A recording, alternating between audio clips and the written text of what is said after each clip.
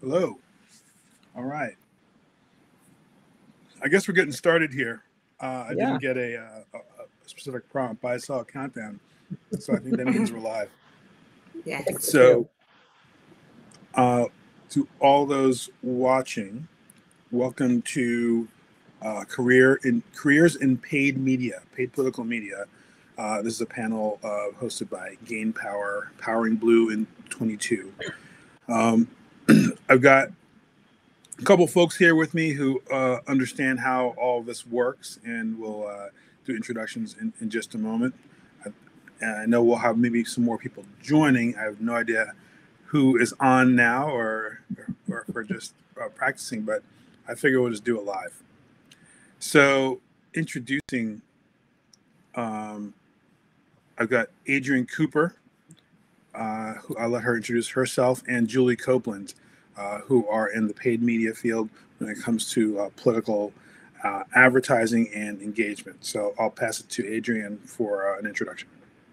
Hi, my name is Adrienne Cooper. I am a senior vice president at the Pivot Group, a direct mail firm, and I've been with them since 2019. I don't know, Terence, do you want me to give like a full bio introduction or just a quick hello right now? Give us another minute. Tell us what you're up to. Okay, so I came to the direct mail world, like I said, in 2019 after, I guess, about 15 years now in the political field. So I started my career in 2006, actually in mail. And then from there went to the Obama campaign, the first Obama campaign, and then was in the administration at the Department of Housing and Urban Development, and have been in a myriad of roles around in politics since at the AFL-CIO. I was on convention in 2012 in Charlotte, then at the DNC.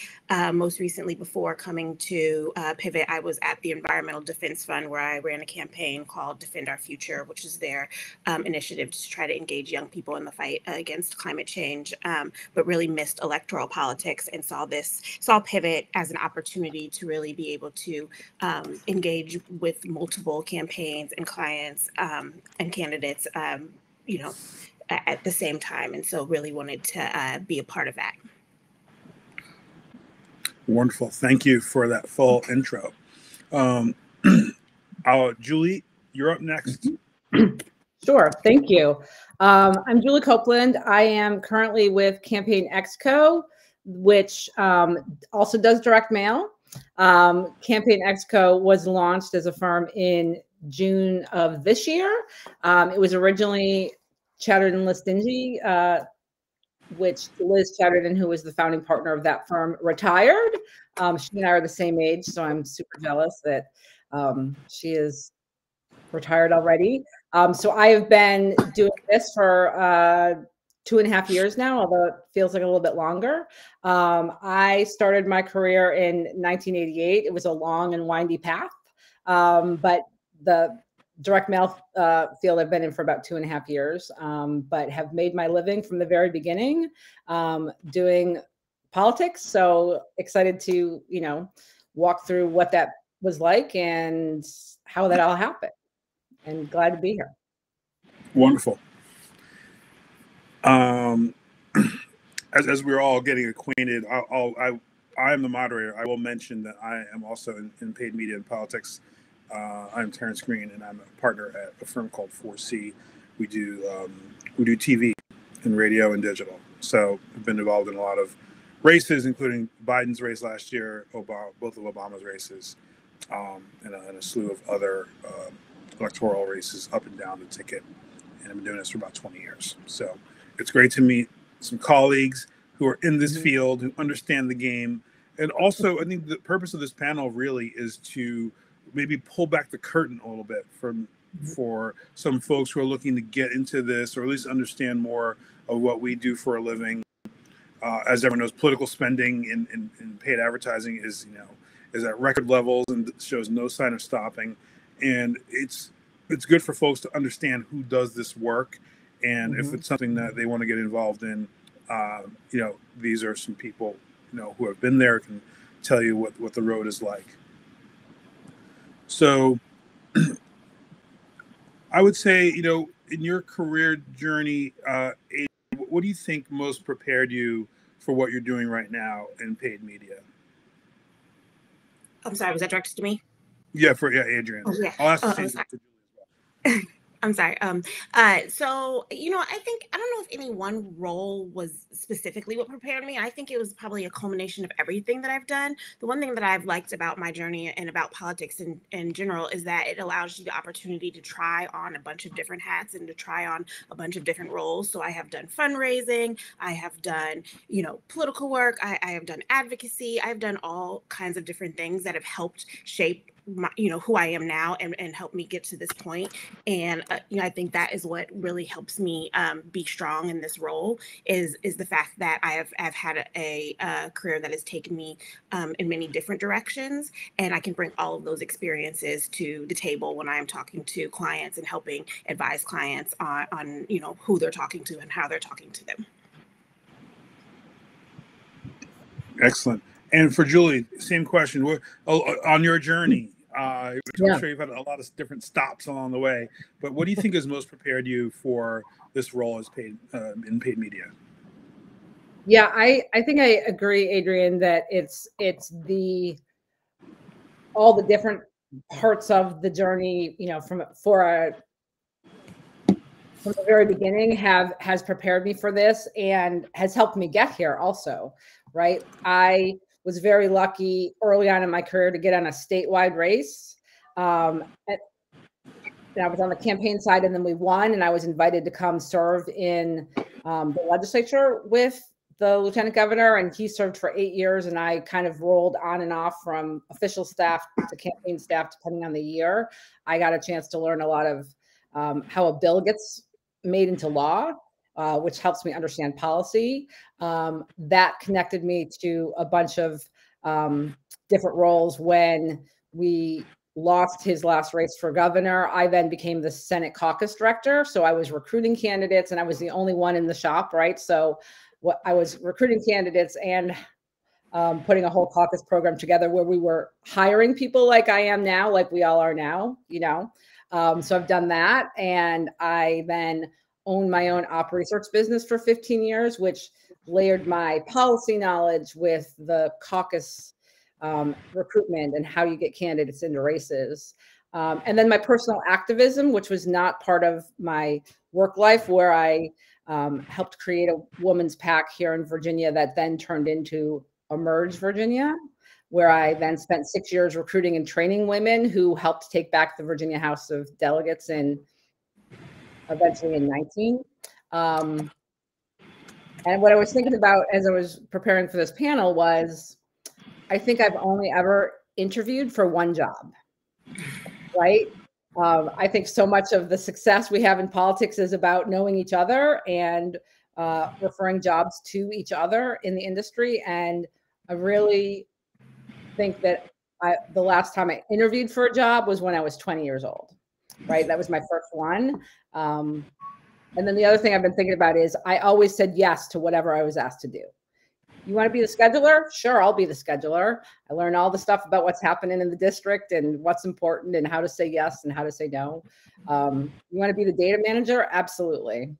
You want to write some legislation? Sure, I'll do that. I'll go talk to some lobbyists. So it's been fun to reflect back and think about all the different ways that we get jobs, and how it's prepared me for this is being able to work on a team and understanding that, in a big race, male is secondary to TV, right, Terence? And we have to work together to put plans together for candidates and advocate for them, understand what they're going through, understand what it's like to fundraise, to spend money for the things that we do, and to take that seriously.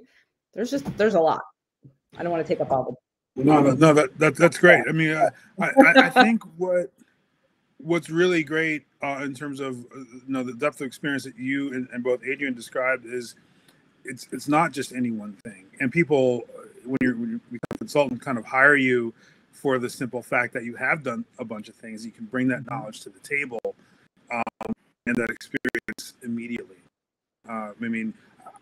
We work with a lot of candidates. I'm sure you guys do too. Yeah. Who are running for various seats all over the place, and they really rely on that knowledge to help them on their path that they're beginning.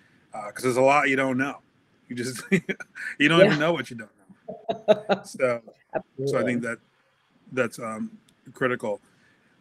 When Adrian, describe, without giving away all the secrets here, but describe a little bit of what a day-to-day operation looks like for a male consultant. And when working with a campaign, what types of things are you guys doing with them, sort of near the beginning, say, stage of a campaign, middle, and then sort of move through the life cycle of that? So, I think at Pivot, we really try to be as involved in a campaign as the campaign wants us to be, right? We want to be, we're going to be paid for the mail and when you send out mail, but we want to be a part of the team. As Julius said, like everything works in tandem. So like the TV should reflect what's going on in the mail should reflect what's going on digital and vice versa. So we want to be as much a part of that process as we can. So early on, we're generally on calls where we're talking about strategy, where they're coming up with what the goals are, what the plan is, the path to victory, what the plan is to execute the path and the plan and reach the goal. And so we participate in those. We participate in everything from, helping draft polls to debate prep to, for all parts of the campaign until we get to the point where we're going to decide that it's time for us to start mailing, right? And we help with the nitty gritty of like, helping design logos and helping with prospectus and helping with all of those early items that are needed up until we get to the point where we're much closer to the election and we're going to start mailing. And then at that point, it becomes about, amplifying messages that have already been out there, what the messages that have been on the doors, hopefully when they're knocking, messages that have been, like I said, in digital and sending out mail pieces that reflect those.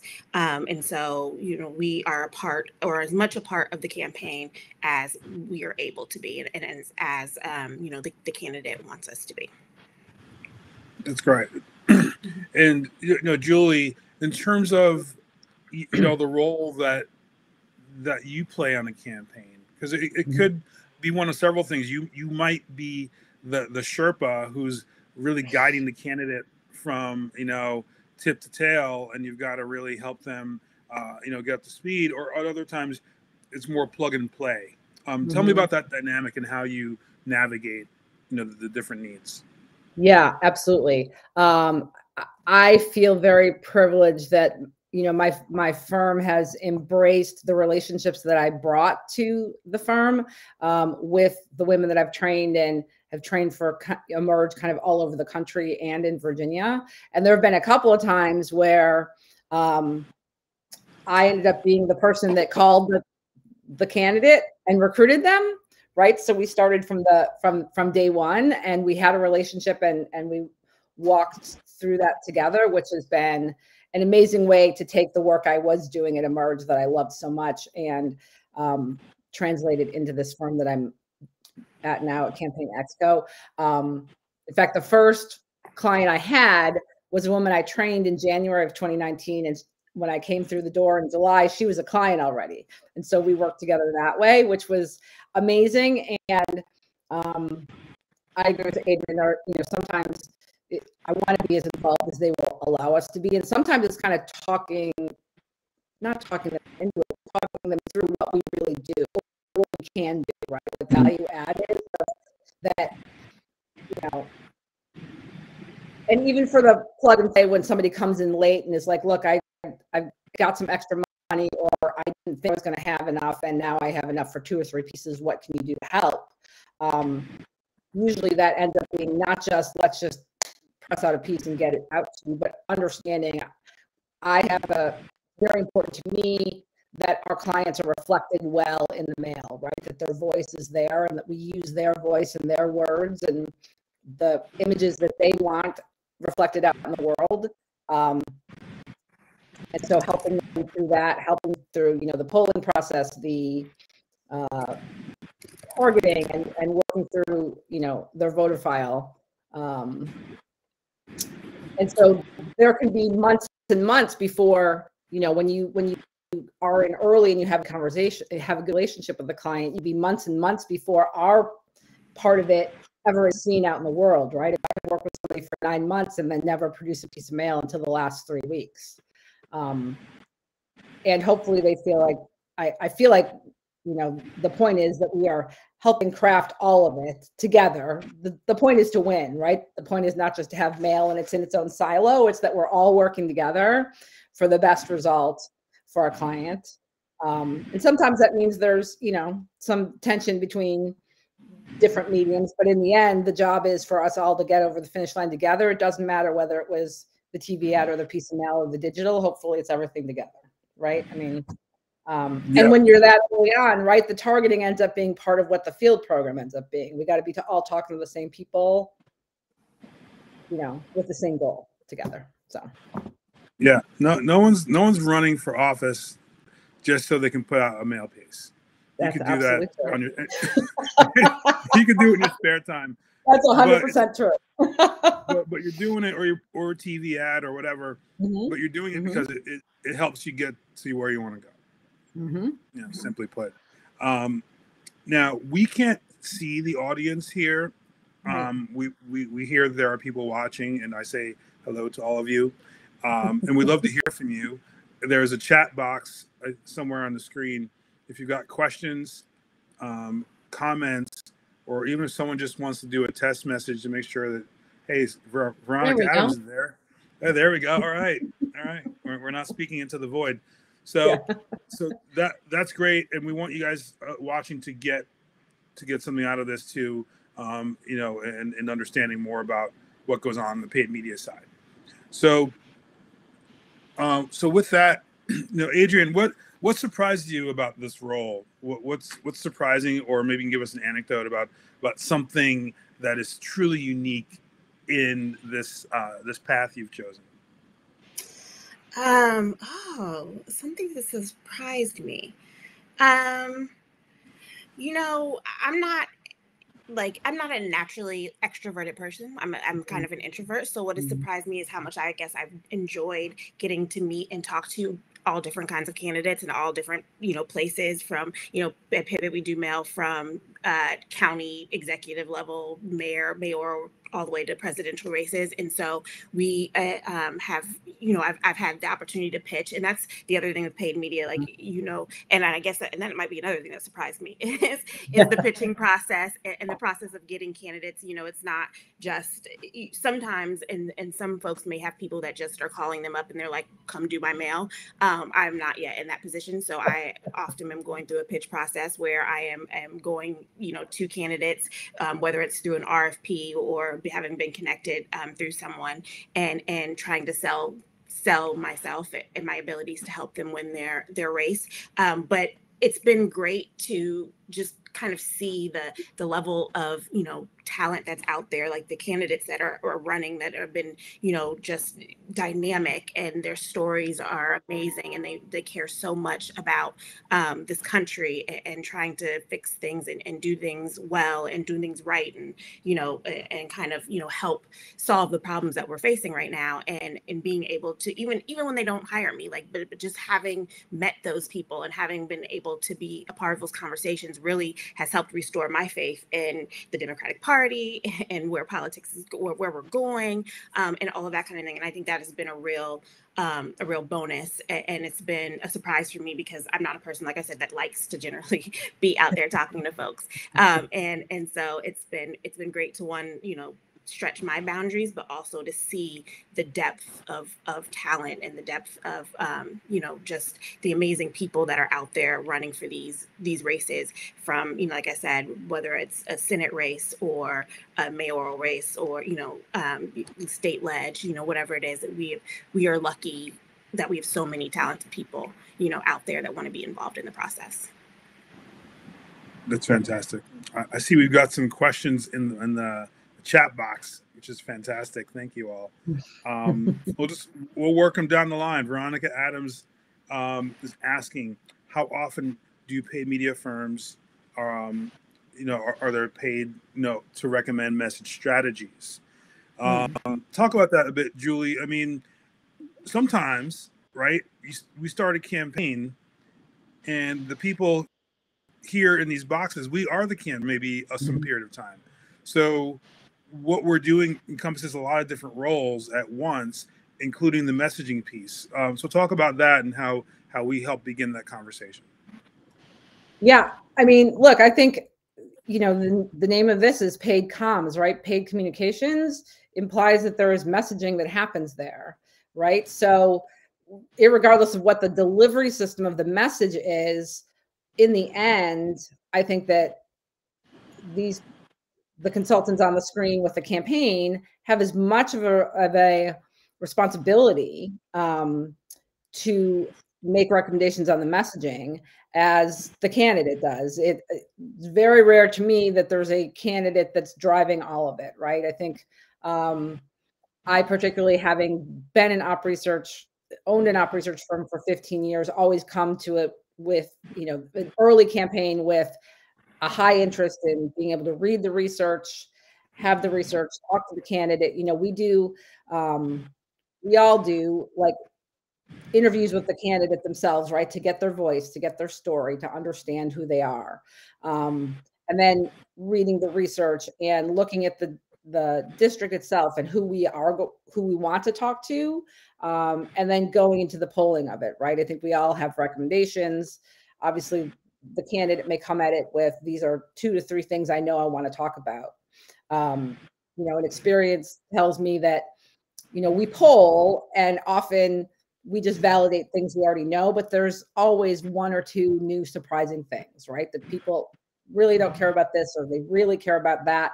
Something rises to the level, and then it's all of our job to put that message together with that candidate, to deliver it to the right people, right? I mean, different people are going to want to hear different messaging sometimes, and the different mediums have different ways to be able to reach that. So I would say, sometimes it's not as much of my day as I'd like it to be, but that's the meat and potatoes right there, right? It's the message. Very often we don't just receive a message from a candidate and then just put it on a piece of paper, in my opinion. Yeah. I agree. I would just add that with candidates, I think there's much more of an opportunity to influence the messaging strategy, but we also do independent expenditures. Right. We work for labor organizations, and sometimes with like an IE, especially if it's an advocacy organization, like an LCD or a EDF or whatever it is, the messaging is much more set. And so you don't have quite as much, input into the messaging. I mean, you may talk about the way you're going to phrase the messaging, but you're not impacting the messaging quite as much. And it becomes more about helping execute the strategy and targeting and that kind of thing. But I think that with candidates, there's much more of an opportunity, at least in my experience, to have input on the messaging than some IEs, and not all of them, because it depends on, what the subject, what the client is or who the client is, but with some, there's less of an opportunity in those instances. I think you're exactly right on that. When you're working with institutional clients, all of them have in-house teams that are working, day in and day out to figure out some of the messaging pieces, and they're more complicated situations. Candidates are often a blank slate. Or in some cases, you need to direct the energy the right way. We've had folks that we've worked with, especially in primaries, where there isn't a lot of difference between candidates, to be honest. So you have to have message discipline. And in your paid comms, you have to also make sure you're consistent there in what you say about yourself or your opponent. So when it comes to messaging, I think that the paid team is extremely important to help set the tone for what exactly we're going to do and how you're going to spend your precious resources doing it. Yep. Ryan Burwinkle's asking about growth opportunity in paid media. Whether is digital going to overtake TV? Is mail going to swallow us all? Is TV still king? What do you think, Adrian? Well, I mean, I've heard mail is dying for years. So, like it's going to become obsolete. But I think that, because of the way that the world is changing, mail is in some ways more effective because the competition in the mailbox is less. There's not nearly as much competition as there used to be because people aren't getting their bills mailed to them. They're not, getting catalogs mailed to them, so there's less competition in the mailbox. And so I think that, one of the ways that I think for all of these, well, for mail and digital in particular, ways that they can grow is just like improving upon the targeting, like, because targeting is everything. And right now mail is the best way to target and micro target and really, kind of narrow down who you're talking to. And, I think that, that just figuring out ways, the targeting has gotten better over the years, and I think it'll continue to get better. And we'll be able to continue to refine the audiences and making sure we're talking to the people that we need to be talking to. And, I think that that's probably the way that mail is going to continue to evolve, over time. But it's still the best way to reach the most amount of people. Well, not the most amount of people, but to have a targeted conversation with the people. And, everyone has a mailbox mostly, not everyone has TV, not everyone has broadband, not everybody has, the ability to be, digital. And so people still have mailboxes. And so it's still, an effective way to contact and have conversations with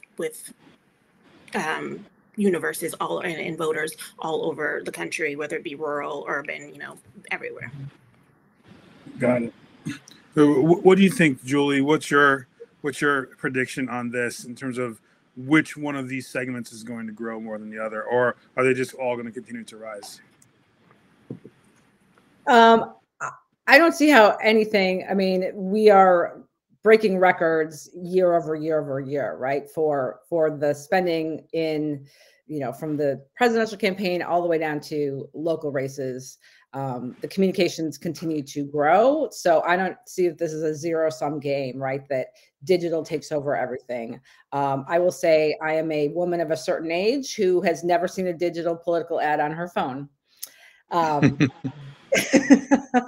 So, but I do get a lot in my mailbox, right? I like that I am kind of the target generation here. It's interesting for me to see how it changes for me personally, right?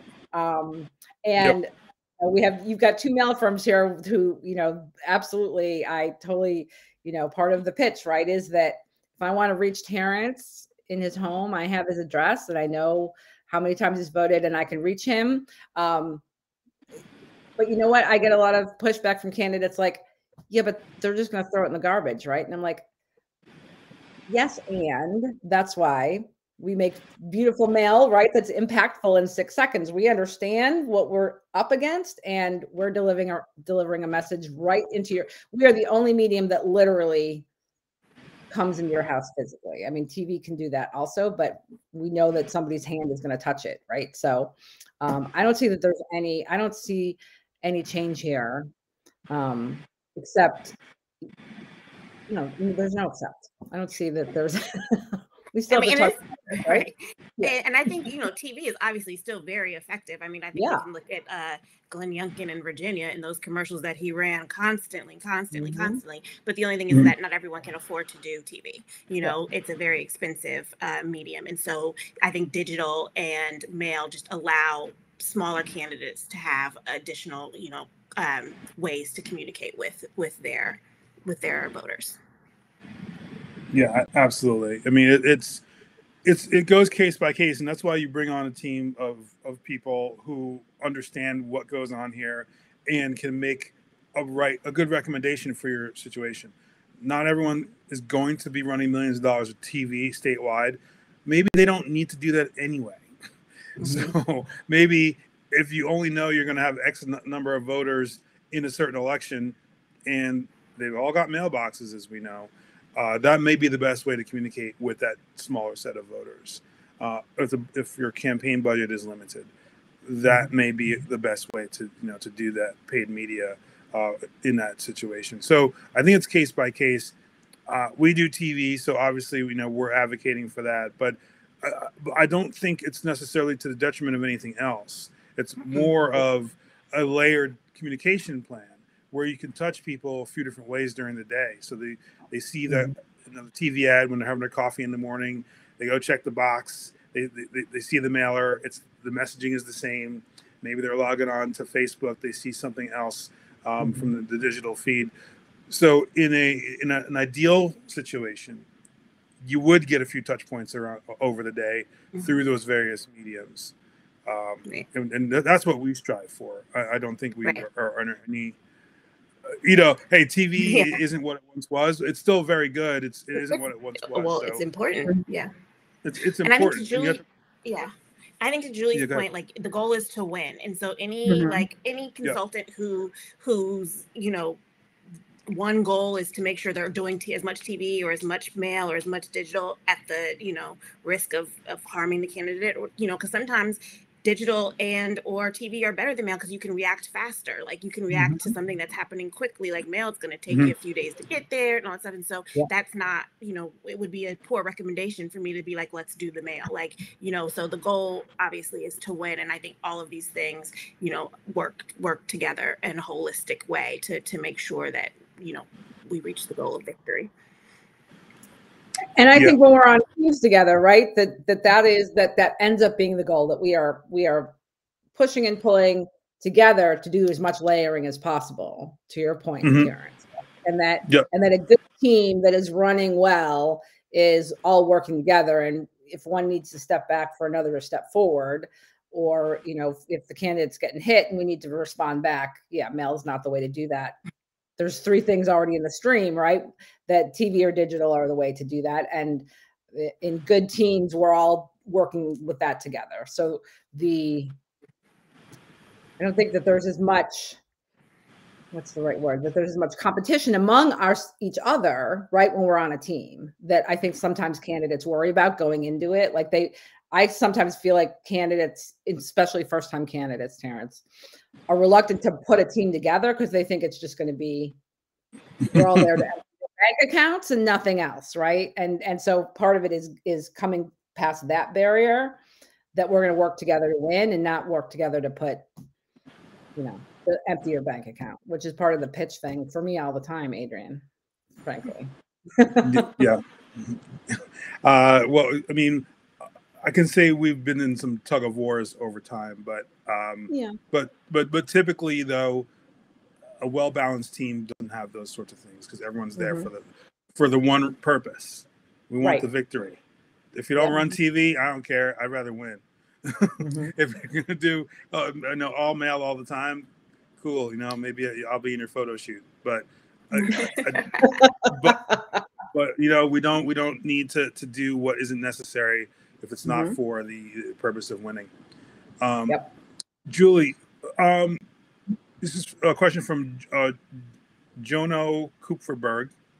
I apologize if I didn't pronounce your name right.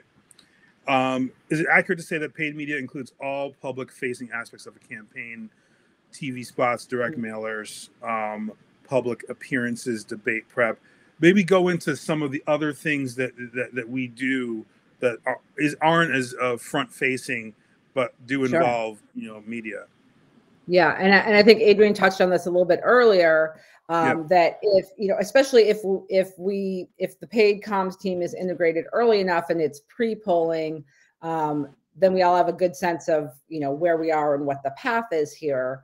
And especially for things that aren't going to get into paid media, but maybe become a hit from the other side, or something happens late in the campaign, or we're going into a debate.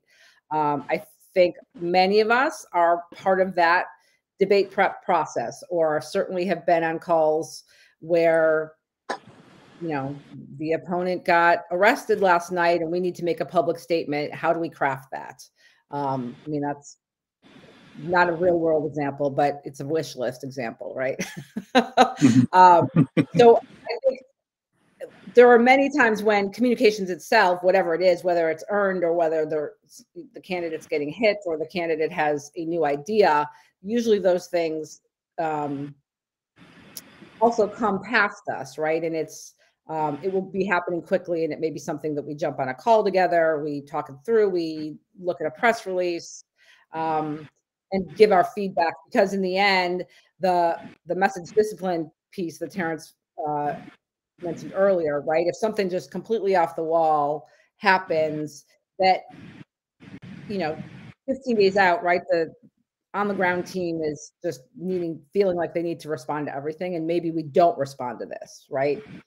So I think we get pulled in just as much on any sort of communications if it is at a, if we're trying to get press or trying to get an endorsement, or even, well, endorsements is a good one, right? We talk about candidate questionnaires often, and what it might look like to answer or not answer a questionnaire and what that would mean. So I think we get pulled in, the full team gets pulled in on stuff like that that will never be in a TV commercial or a digital ad or a piece of mail. Great.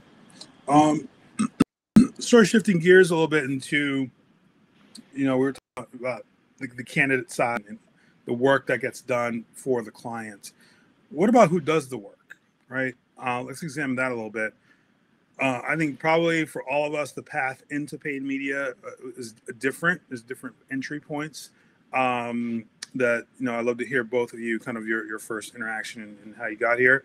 But then, what do we look for when we are adding to our teams, and who makes for a good candidate if for an up and coming type person?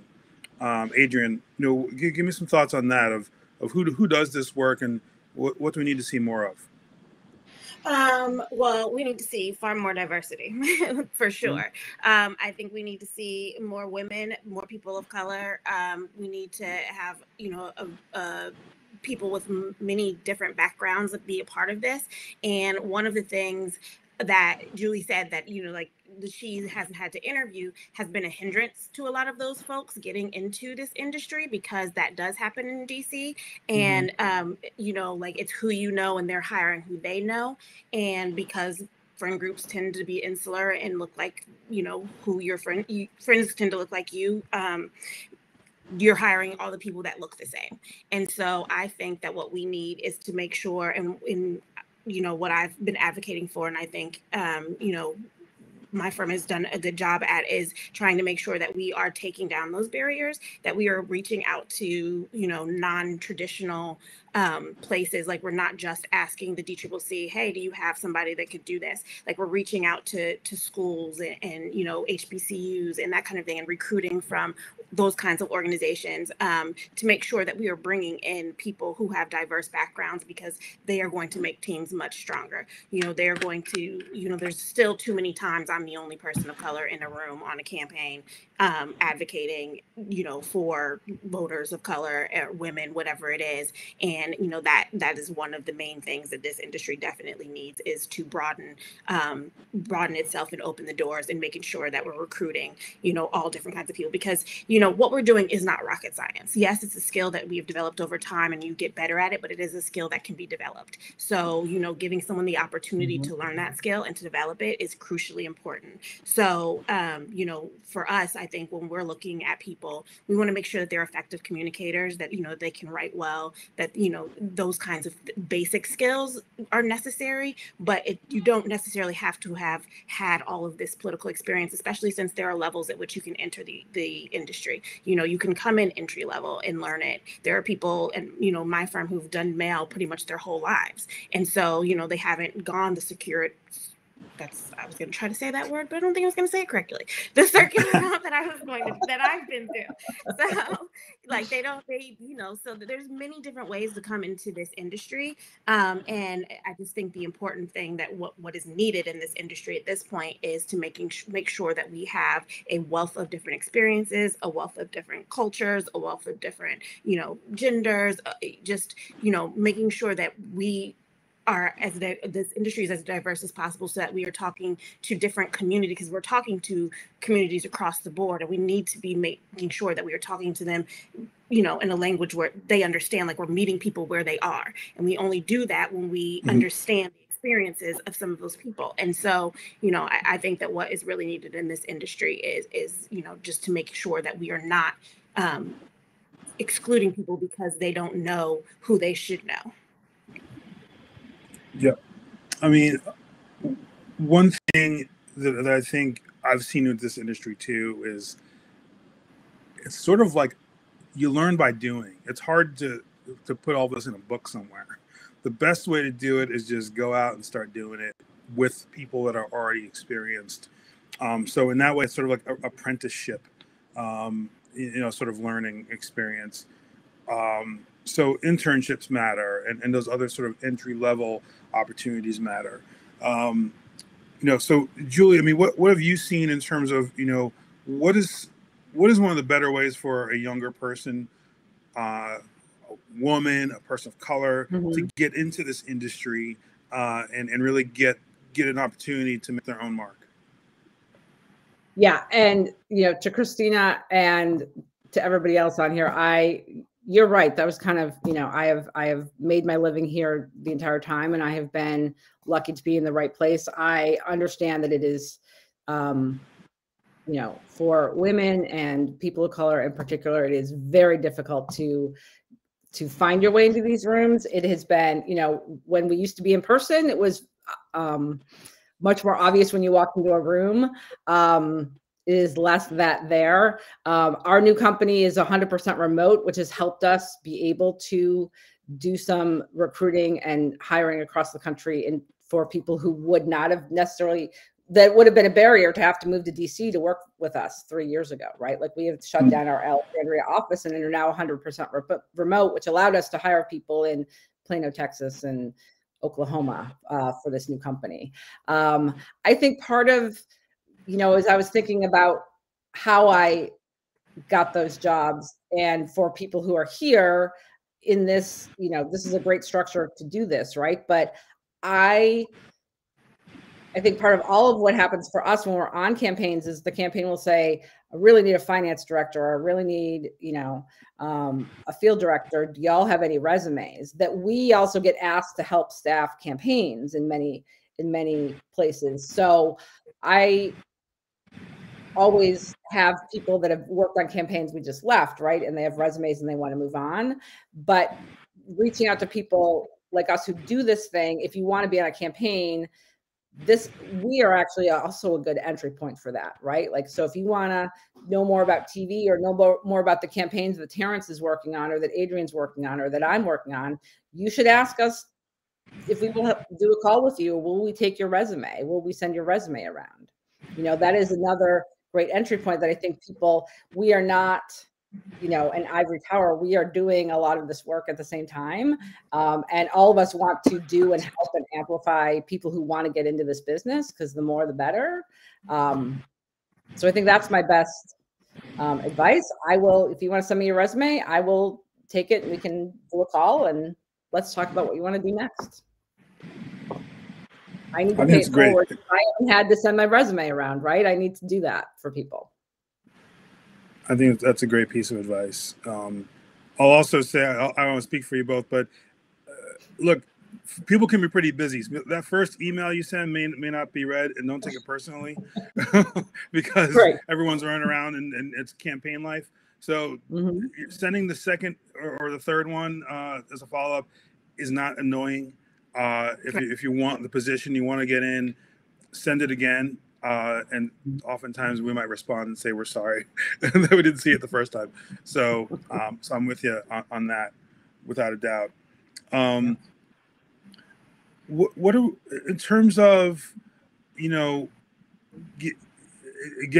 a foot in the door, I think is extremely important in doing the work.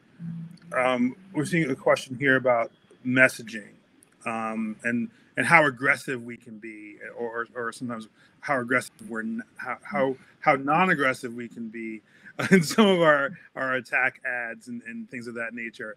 I know this is a balance we're always trying to strike. We're working with institutions, candidates, other folks with legacies, and they're somewhat sensitive to being super negative when it comes to campaigning.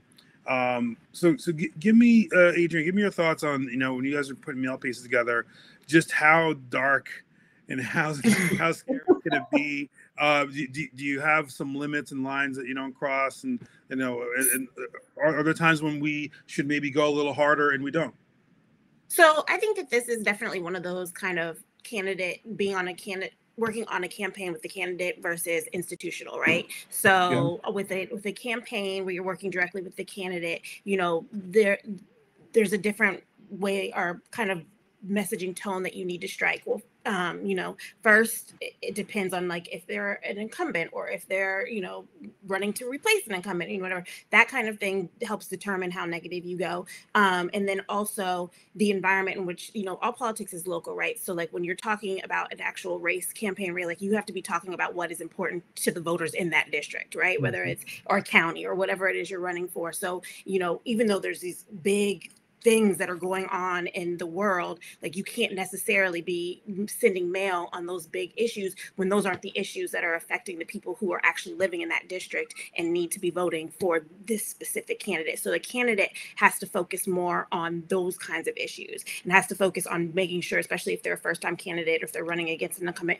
making sure, I'm sorry, I feel like I'm talking fast, making sure that they're getting their bio out and hammering home who they are. And, in that case, and in the case with candidates, it's sometimes more effective to do a contrast piece instead of a straight negative, where you're drawing very clear distinctions between the candidates.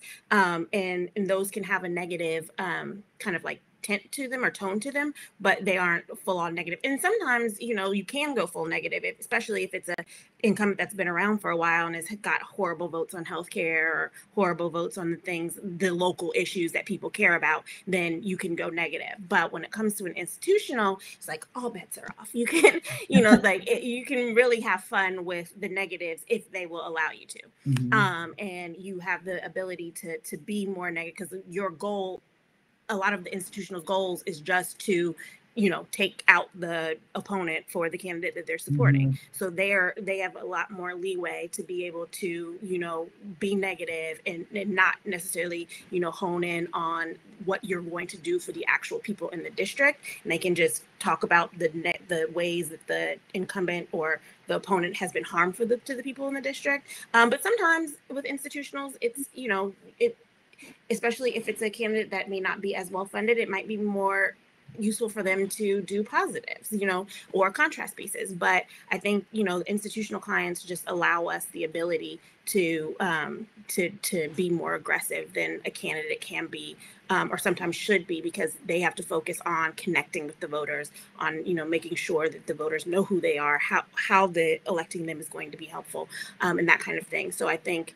it just depends on, obviously every case is different. It's a case by case, but I think, in general, there's a lot more latitude and leeway when you're working with an institutional when it comes to negative messaging and being able to go harder than when you're working with a candidate. And that's why candidates sometimes don't go as hard as we might want them to.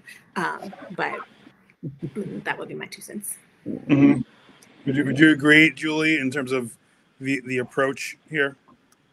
Yeah, I do. And I'm thinking, Terence, that it may be harder for you than it is for us in direct mail, right? Like sometimes it's just the candidate will see what the message is and like be like, oh my God, if my kids ever see that, I couldn't send that to my mother's house, right? But then if you explain the targeting of it, right, and who is going to see it, that changes their thought about it, right? I can send something to Terence and Adrian won't see it, which is different than television.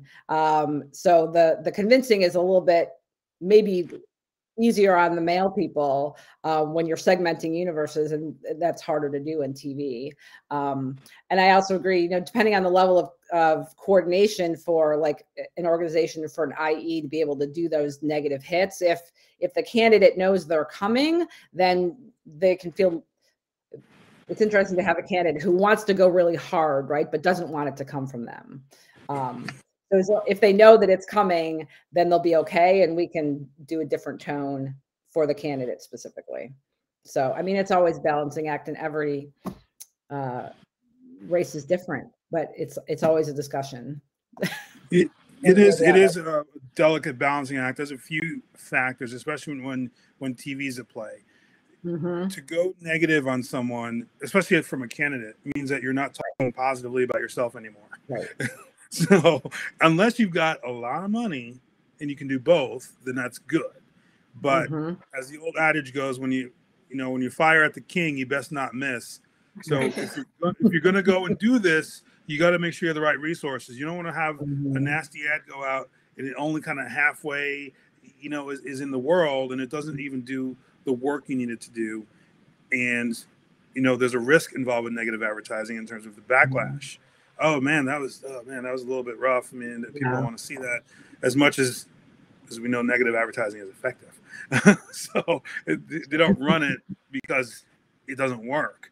And we will advocate, put something in the mail because maybe you can go a little harder to a segmented universe and still stay sort of above the fray when it comes to TV.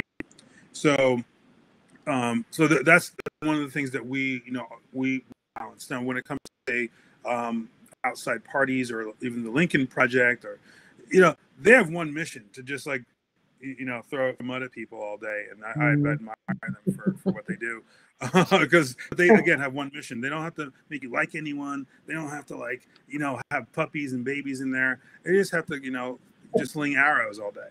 So everyone's got a role. Everyone's got a role in this world. And that's theirs. So in terms of the one thing, just sort of going back on who does the work, because I think that the diversity piece is an important one. For those watching, if myself and Adrian, you have about a good portion of the African American consultants who work in the Democratic Party, a large percentage, and that's not how we would prefer this to be.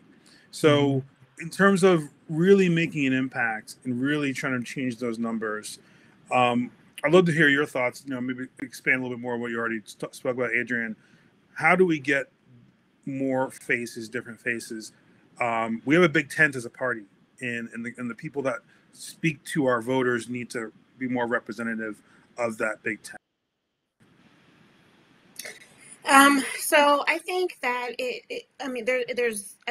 there's no like one silver bullet. Like, I think that there's a bunch of different things that need to happen. Like I said, I think we need to broaden the pool of people that we are reaching out to try to bring into the tent. So like I said, working with organizations that are focused on, people of color. So, working with HBCUs or Hispanic serving institutions or whatever, and making sure we're recruiting from those types of organizations for interns and for, entry-level positions and that kind of thing.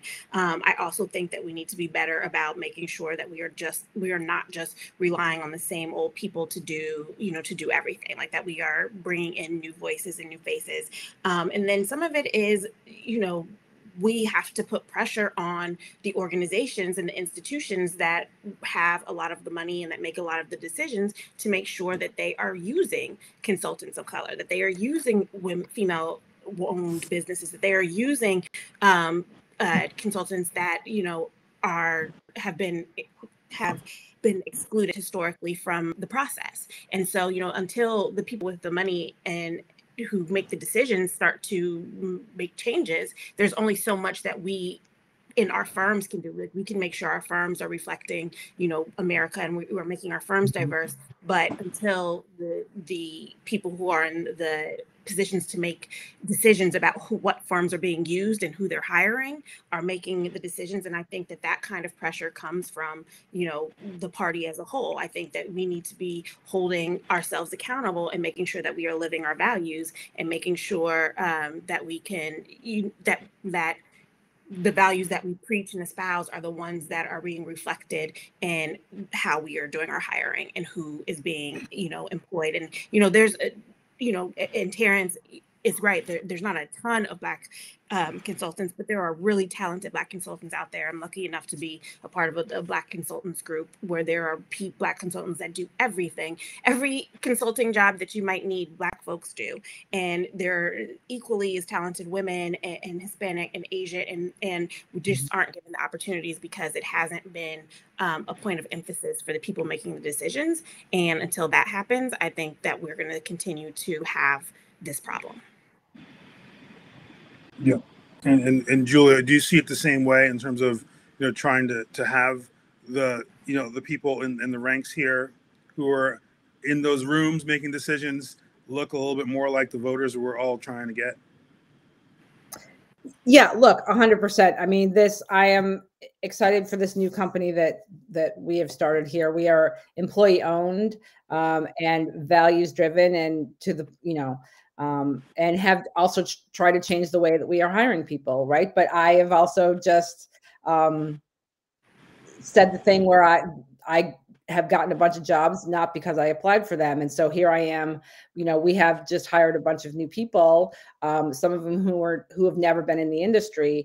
I have, probably historically been part of the issue here, right? I have been going along in the places that I could go, but think also this new firm is trying to change that. So again, I'm just going to say, connect with me in the app somewhere and let me know how I can help. We continue to try to push this as much as we can, and also bring in new people as much as possible, which is hard because, there's. Yeah, no, that's excellent. That's excellent. I think the commitment needs to be sustained and adopted by all the folks. I mean, campaigns come and go. I know there's a lot of efforts out there to get more folks in there, but we obviously still have quite a ways to go. And I think consulting also is a means for people to stay involved. Maybe your first job's at the DCCC or Emily's List or something, and you do that for a cycle or two, and that's great. That's a great way to get your bearings in this world.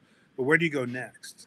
Where do you make a career outside of that? Because some of those jobs aren't meant to be lifelong jobs. So I think that's the other piece of trying to get that understanding into some people's wheelhouse in terms of what's next for me, and where do they see themselves if they want to stay involved in politics. I haven't worked on a campaign ever. I've been around campaigns long enough that there's a time and a place for that. And it's long past me, but there is a time for someone to get on a campaign, and then maybe the next part of the life cycle of the butterfly is maybe to drop into consultancy and stay involved in this. So some folks are asking about our contact info. I'm not on Socio. I'm not sure it's the right thing to say on this platform, but I'm happy that people reach out to me through email. I don't know if anyone else wants to give their information, but I'm happy to do so. I'm at Terence, TERRANCE at Truxton, TRUX Terence at TruxtonCreative.com. So if you want to drop a line there and say hello, feel free to do so. If you guys want to share yours, it's cool. Yeah. And also, like, I can give my email address, which is acooper@thepivot.com. But also, I'm on LinkedIn. I'm on Twitter. I'm on, my Twitter handle is at 80coop, ADIECOOP. And LinkedIn is just Adrienne Cooper. So, feel free to reach out via, social, or if you're more comfortable sending an email, that's great too. We're heading into the holidays, so I'm going to let you know that I am traveling and I will not be as responsive over email, but for a while. But like Terence said, feel free to follow up. But yes, so, social, email, feel free to contact me. And my email is julie@campaignexco.com. I do not know my social handles off the top of my head, but I will respond. Shoot me a note, and I'm in the app as well for the conference. Yeah.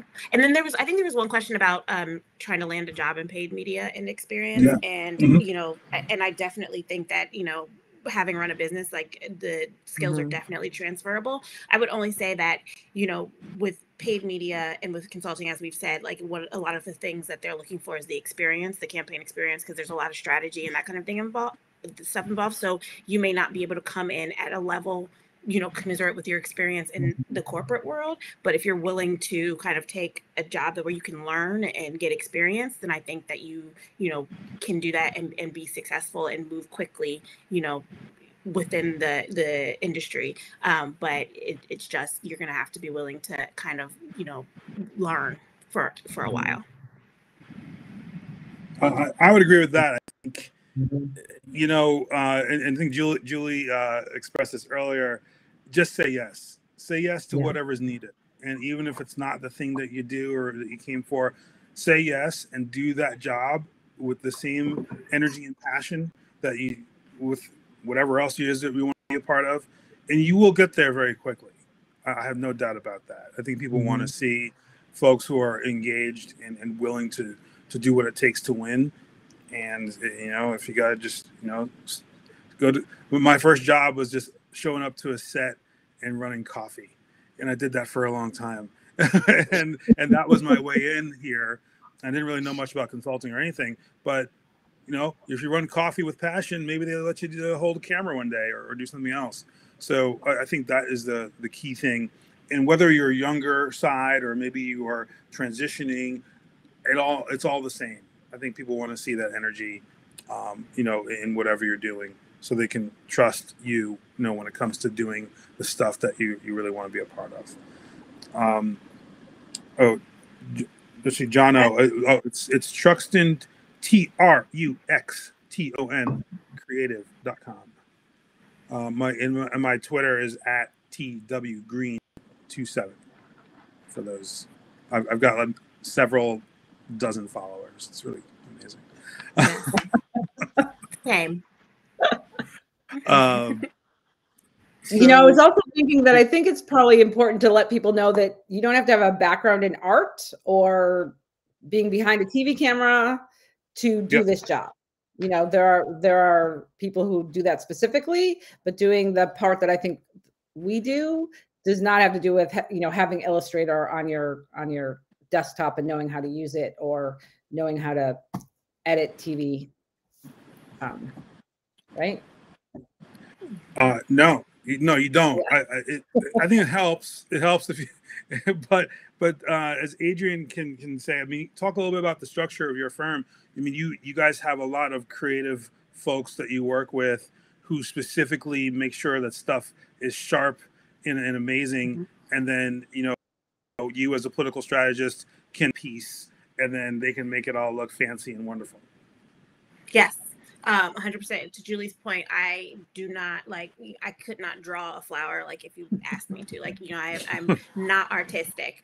And so I can have an idea in my head, but what we're lucky is that at Pivot, we have an in-house creative department. We have an in-house targeting department. We have an in-house production department. So, you know, I can focus on what I understand and am good at, which is, you know, working on the strategy and talking to clients and helping, you know, guide what our plan is. But then once we get to the actual mailing, I will, you know, take the messaging from the polling and the research and the conversations and write a piece and then send it to our in-house creative department. And they are miracle workers because I will have an idea generally, like maybe it's a kid on a bus, and they come back with a beautiful piece that is well designed and, you know, it's gorgeous and they've added my copy and they've made it beautiful. So I don't have any, you know, I don't have any parts in the actual like art. So that is not something, but it is another way to enter this industry if that is something that is of interest to you. So if you do like art or if you are creative, or you do, you know, like targeting and data and that kind of thing, that is another skill that is very much needed in consulting, in another way to, like I said, to enter into a firm and, you know, have a role on these campaigns and working with these kinds of clients, even though if you're not, you know, client facing necessarily, you're still doing work on these clients' mailers. And it's just another avenue to enter into the industry if you have skills as a, you know, illustrator or as an artist, or if you are interested in data and targeting and that kind of thing, because, you know, who you're sending the mail to is extremely important. Who you're reaching with digital is extremely important. Targeting, you know, whose doors you're knocking on. Targeting is crucial to everything we do. So, you know, that's another way to enter the industry if that's something you're interested in. Yeah, that's great. And Julie, what types of folks do you collaborate with as you're doing this work? Are there also, you know, creative types and other, you know, data types who help you do this work? Yeah, absolutely. We are a little bit smaller shop, so we don't have as many specific divisions, and frankly, sometimes we're small enough that even, you know, Adrian, you should talk about, you know, the creative side, even our like finance person is very interested in the other parts of the job that we're doing. And so we'll often sit in like on a candidate interview to hear how we do it and why we do it. So we do the same thing. Like, you know, we work on the targeting and then writing the pieces and the designer.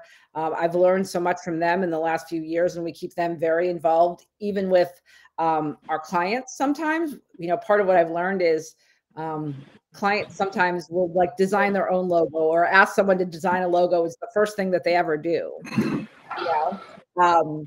And so they'll bring us a logo. And what I've learned from that process, not being an artistic person at all, is that many times they put something important in that logo that's important to them that ends up being a story that we can use. And I had a designer ask a candidate a question: why do you have doctor written out and not DR period in the logo? And he said, because it's my calling, not my job. And that became a whole, like when I heard that, I didn't think to ask it, but the designer asked the question, and that became a whole part of our direct mail story for him. You know, so collaborating together, just the different sides of the brain, frankly, bring all different things to the table that we can use to their advantage. So, yeah, we have the same, you know, there are different points of entry all the way along. I'm thinking on the political side, but Adrian's right, the whole creative side of it, and even, you know, the finance and the business side of this company are other ways to get a foot in. Absolutely. I think we've got just a few minutes left here, about 8 minutes left. If there's any other pressing questions for the chat box, please, you know, just type them in now.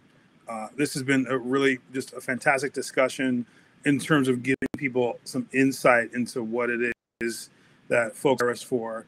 I think that it's known that there's a mercenary army, I suppose, of people who are campaign ninjas, if you will, doing various things. But you know, in the end, look, we're just humans who happen to, you know, sort of specialize in the different, you know, it takes to win a campaign. What are you guys looking forward to most next cycle? Is it going to be a busy year for you guys, or are there candidates or places to watch for?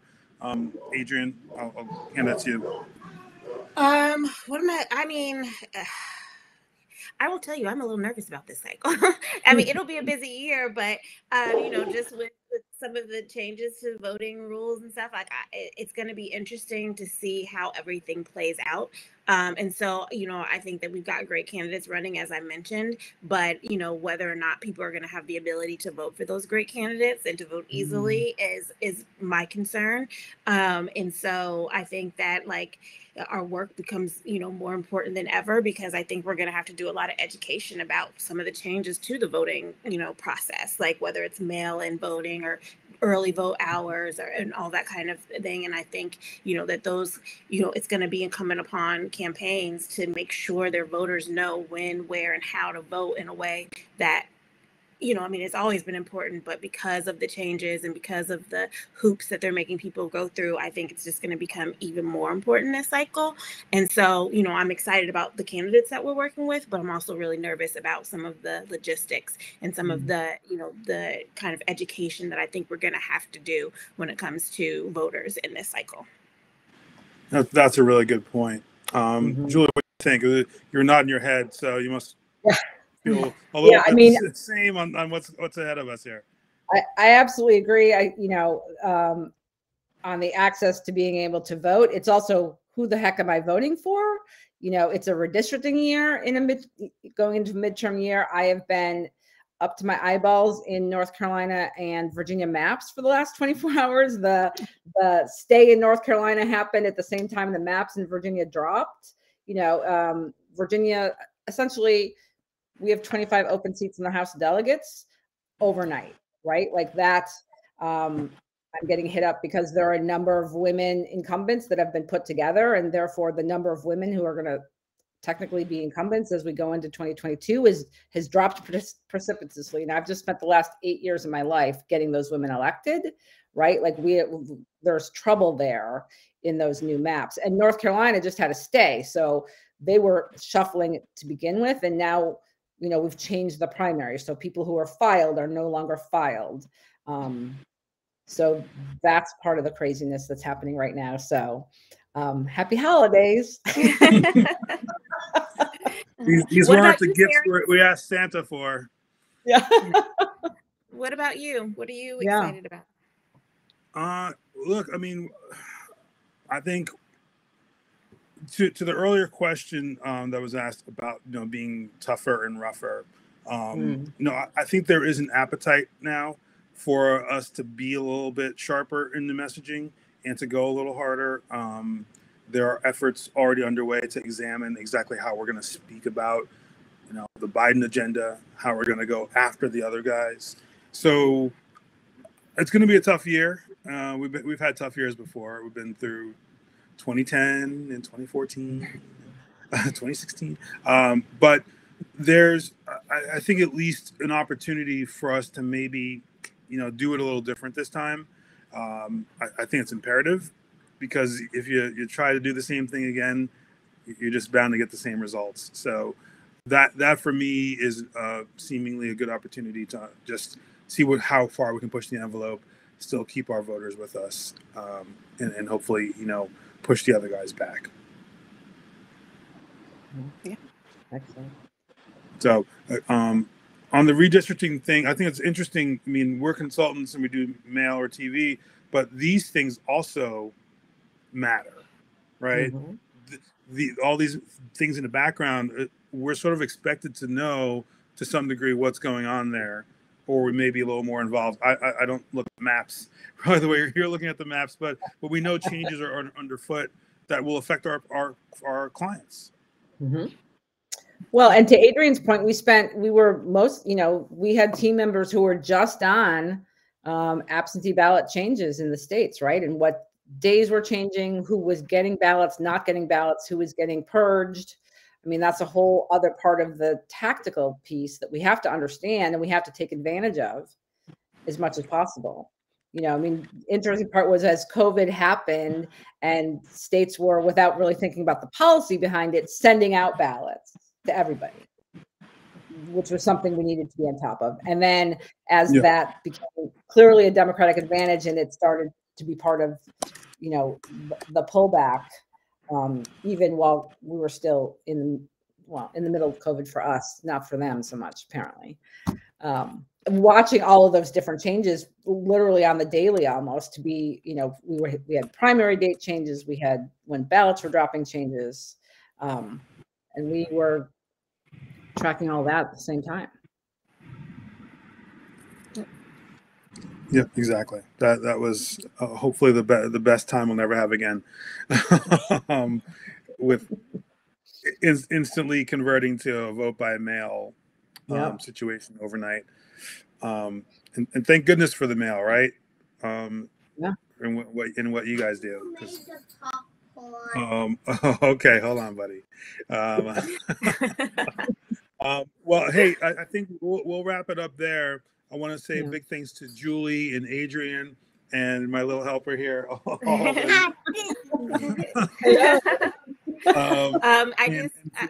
just want to share my contact one more time, just in case, because I don't have Socio either. I'll try to figure it out, but just again, I'm on LinkedIn at Adrian Cooper, Twitter ADIECOOP, or email acooper@thepivot.com.